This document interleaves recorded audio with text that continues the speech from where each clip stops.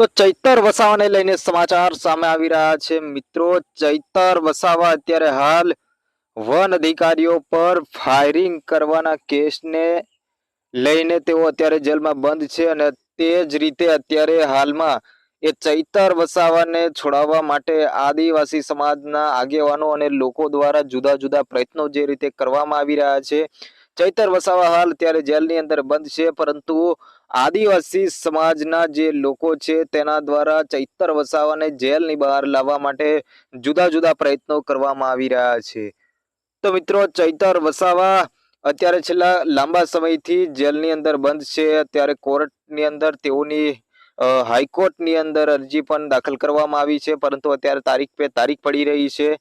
તો મિત્રો, ચૈતર વસાવાને બહાર લાવવા માટે આદિવાસી સમાજના લોકો દ્વારા જુદા જુદા પ્રયત્નો કરવામાં આવી રહ્યા છે। તો તે જ રીતે અત્યારે તાપીથી સમાચાર આવી રહ્યા છે। તાપીની અંદર આદિવાસી સમાજના લોકો અને આગેવાનો દ્વારા ચૈતર વસાવાને બહાર લાવવા માટે એ ચૈતર વસાવાના સમર્થનની અંદર પોસ્ટરો અને બેનરો સાથે રેલી કાઢવામાં આવી હતી અને આ રેલી લઈને ચૈતર વસાવાને છોડાવવા માટે થઈ અને આદિવાસી સમાજના લોકો દ્વારા ચૈતર વસાવા જે છે તેઓને છોડાવવા માટે પોસ્ટરો અને બેનરો સાથે તેઓ કલેક્ટર ઓફિસે પહોંચ્યા હતા અને ચૈતર વસાવાને છોડાવવા માટે તેઓ આવેદનપત્ર આપ્યું છે અને કલેક્ટર આ આવેદનપત્રને સ્વીકાર્યું છે। તો મિત્રો, આદિવાસી સમાજના લોકો દ્વારા જુદા જુદા પ્રયત્નો કરવામાં આવી રહ્યા છે અને તે જ રીતે ચૈતર વસાવા છે આદિવાસી સમાજના મસીહા, એ ચૈતર વસાવાને છોડાવવા માટે તાપીની અંદર